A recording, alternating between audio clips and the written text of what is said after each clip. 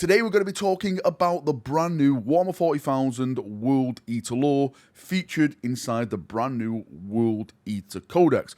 A lot of this lore normally gets lost, a lot of this lore normally never gets spoken about, and in today's video we're going to speak about it, we're going to show it off, talk about it, everything like that. There's a bunch of really interesting things here as well that may affect the current storylines in Warhammer 40,000. So let's jump in and let's get waffling. As always, this video is made possible by the legend that is Shaskais. Currently, as I'm making this video, my World Eater Codex has still not arrived from Games Workshop, so I'm using his summary. If you want to go and check out his Reddit, it's linked below in the description of this video. Please do so. He's an absolute legend. Now, let's jump in and talk about some World Eater lore. So it's speculated that each Primarch was imbued with an aspect of the Emperor's personality. If that's true, Angron represents the Emperor's warlike nature and brutality, making him a remorseless, unstoppable warrior who, when turned to anger, can withstand great punishment and inflict it back tenfold. The Warhounds, who would later become the World Eaters, were known for brutality and savagery. Their name was linked with terror and bloodshed. The scale of their butchery and destruction they committed horrified even the most hardened Imperial warriors. They were regularly deployed in wars of total annihilation and fulfilled their bloody work with no heed for their own terrible losses. For the uncompromising and violent tendency, the Emperor bestowed on them the name Warhounds. It should also be noted that this was what the Legion was like before even meeting their Primarch. It seems that the 12th Legion was always destined for that dark fate that befell them. The Warhounds recruited from the most aggressive, competitive, and hot-headed groups. Such recruits required harsh brand of discipline, yet it was not enough to prevent bloodshed within the Legion. There was even rumours of the Warhounds slaying their Imperial peers. This unpredictable and grim reputation resulted in the Warhounds being distanced from other Imperial factions, and their fleets became dumping grounds for most of the murderous and dangerous elements of the Great Crusade. This proved, of course, to be a costly mistake for the Imperium. Angron, in his younger years as a slave, developed a bond with his fellow gladiators. The Doom Warrior's sense of dignity and honour was greatly admired by the young Primarch. Indeed, the gladiators did not resent being slain by each other in the arenas, for it was a fact of life for them. They afforded each other respect and decency. This humanity and understanding are what would make Angron embrace his fellow warrior slaves as his true family. When the Emperor teleported Angron off-world, he gave no explanation, apology, or even mercy. The Emperor left Angron's slave army to die. It was an act that Angron would never forgive. Ever since that day, Angron was consumed by guilt and hatred for the Emperor for robbing him of a chance of dying free of his own choice alongside those he loved the most. For reasons unknown, Angron was never mentored by the Emperor like many of the other Primarchs, nor was he sent to his brother Primarchs to bond with them. Instead, he was dumped on a legion he never asked for and could never respect or love. Angron reshaped the 12th Legion in his brutal image. Other than the implantation of the butcher's nails, the legions were given practices and customs, underwent radical changes. Failures to achieve objectives, for example, were punished by decimations. Training would be done with live ammo and sharp blades. The death rate of recruits became so high, it forced the Legion to employ unstable technologies to recruit enough warriors to sustain itself. A cult of personal combat overtook the Legion. Arguments were settled in the arena, and thanks to Angron's gladiatorial teaching, the Legion's impressive mastery of close-quarter combat was taken to new levels. The World Eaters, since the opening of the Great Rift, are undergoing a resurgence. They have never been this active before. Images of their countless slaughters and conquests have driven entire choirs of astropaths to madness, ripping themselves apart with their own hands to escape the horror. With each conquest, the World Eaters gather more and more recruits to their ranks, and countless mortals follow to their flock for their bloodshed. tattered banners blowing the wind as worlds after worlds are conquered. Now the World Eaters are stronger than ever, and the galaxy is beginning to tremble. Angron reserves his greatest hatred for himself and what he has become. Angron ever yearns for freedom, yet he continues to endure the perpetual slavery. He was a slave to the High Riders, to the Emperor, and now he's a slave to his own rage and violence, which binds him to his eternal master, the blood god of Khorne. The only respite for Angron is in the moments when he enters a state of truly mindless slaughter. In these fleeting and rare moments, he feels free and at peace. It is a horrible irony that while they empower him, they strengthen his bondage to Khorne with each kill. The rarity of these moments stems from the fact that Angron is ever aware that the peace of death is forever denied to him. Angron actually cares not for the weapon he wields. They are merely tools to be used as long as they are useful. The strength and brutality of Angron sees the weapons not last long in his service. As such, Angron wielded many weapons across thousands of years. Presently, Angron wields a demon sword, Samanarius, the blade of the false gladiator, and the chain axe spine grinder, also known as Perseus' Folly. Samanarius was an actual Slaanesh demon that ruled a demon world within the Eye of Terror. His world was transformed into a twisted maze of gladiatorial arenas, where within he brought countless warrior slaves to be tortured and driven mad throughout millennia of successive duels. Once they were broken in both mind and body, then the demon beheaded them. Samanarius boasted that no warrior, mortal or demon, can beat him in his own arenas. This claim angered Angron, for he saw an echo of the High Riders in Samanarius. Moreover, he was disgusted by the idea that any demon of Slaanesh was seen as the greatest warrior more than those of Khorne. Armed with nothing but an unworked bar of iron, Angron brutally pummeled Samanarius into a contest that lasted a few minutes. With Samanarius' death, his essence flowed into the bar, transforming it into a mighty demon weapon. Moreover, the weapon's strength bulged with skulls of Samanarius' victims, infusing the weapon with their collective skill and might. His other weapon, Spinegrinder, was created by the Adepts of Khorne, worshipping Dark Mech. For decades, they spent their lives and 10,000 slaves in its construction, and when it was complete, they offered it to whom they considered a god of murder, Angron himself. The weapon was greater than anything Angron could have possibly received in the mortal realm. It was a weapon capable of cleaving titans and carving up entire fortresses, yet Angron gave it nothing but scorn. Feeling disgusted at the Adepts' meek attempts at appeasing him and wasting their time that they should have spent on slaughter, Angron turned his new weapon on those that built it. In doing so, Angron ensured they had made a worthy offering to Khorne for their blood and their skulls. The Great Rift has saturated reality with the energies of the warp. Now demons possessing great willpower and desire for carnage can conquer the laws of reality itself. Angron is one such demon.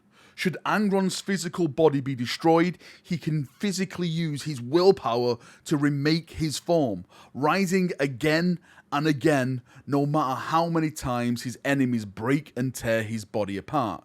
Even should Angron be somehow cast back into the warp, he will return, either within 8 weeks, 8 days, or even 8 hours.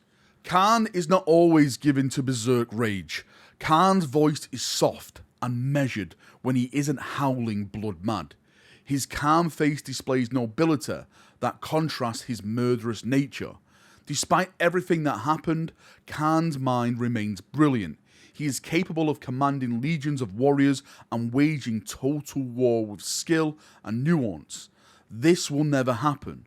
For his gene sire, he cares not for leading men. Khan's soul is conflicted.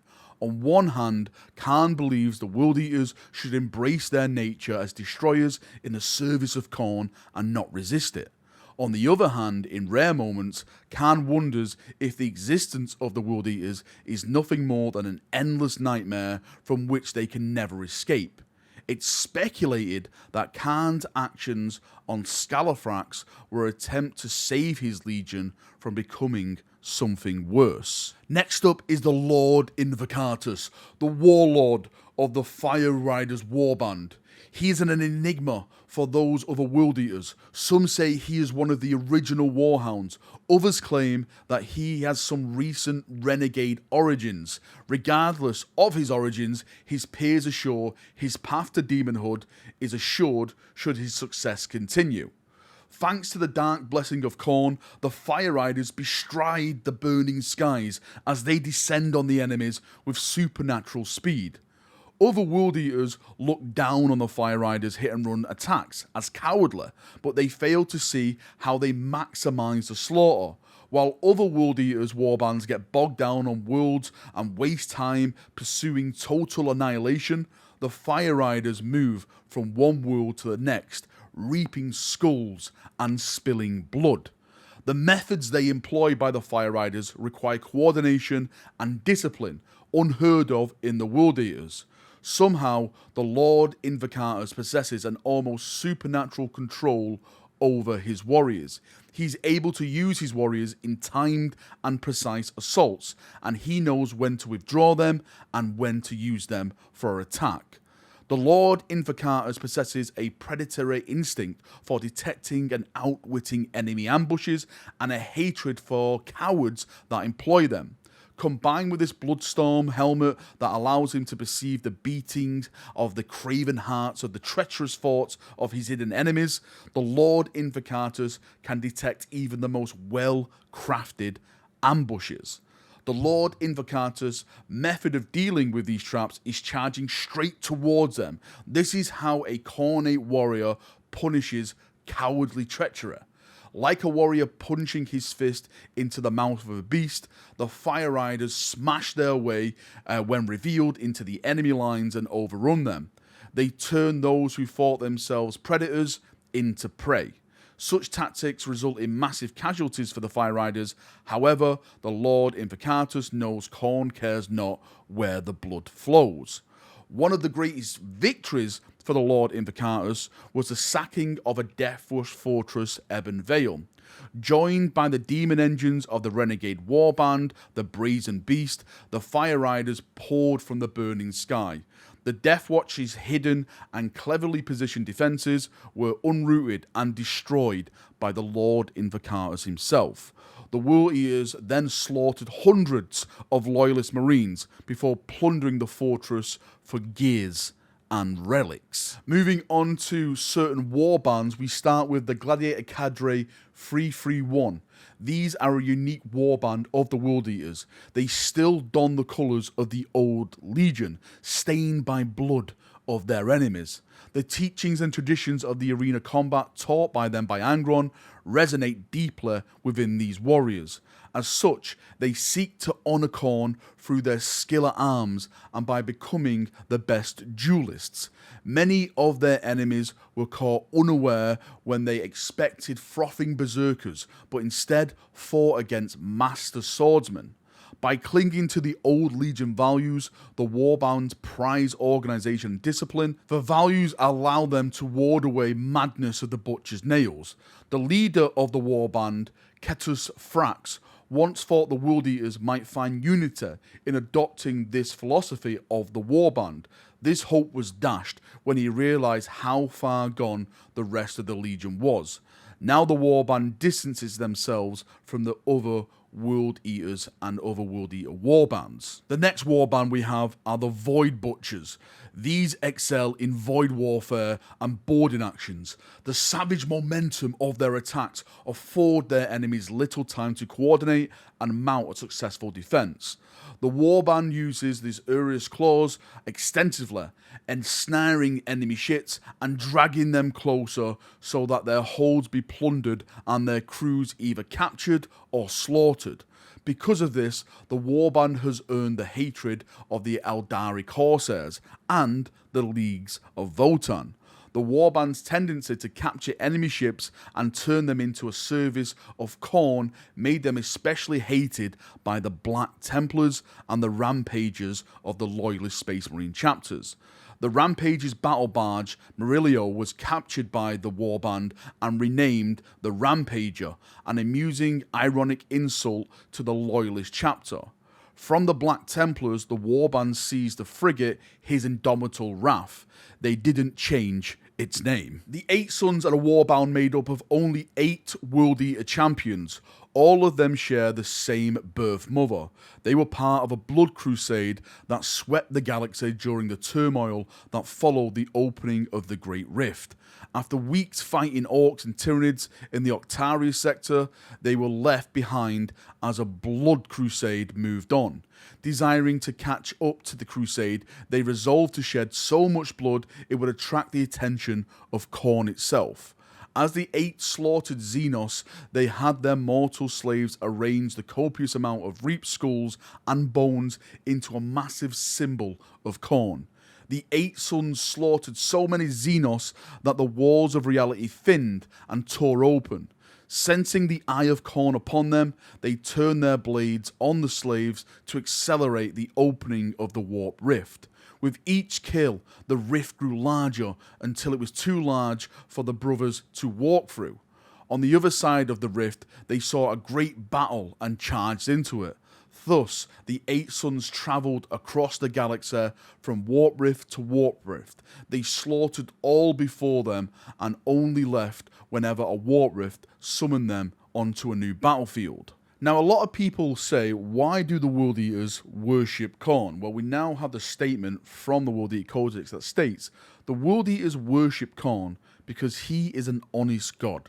Khorne is straightforward with his creed and demands, earning the appreciation of his followers. He's not like Tzeentch, he's not like Nurgle. All he wants you to do is go out and slaughter in his name. This is why the World Eaters see him as a god and follow his creed throughout the galaxy.